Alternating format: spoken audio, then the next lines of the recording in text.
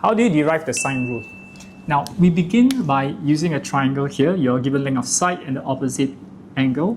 Yep. So we start off by drawing a perpendicular line, right? And we take the height of this triangle here to be h.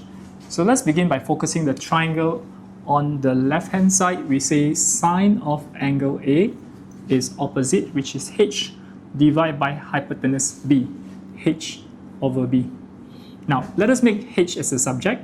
Your h will be B sine angle A. Then, let's focus on the triangle on the right-hand side. Take sine of angle B, which is now opposite h over hypotenuse A, h over A. Let us make h as a subject. H is A sine B. Now, since these two are the same, they are both h, we can rewrite B sine A equals to A sine B.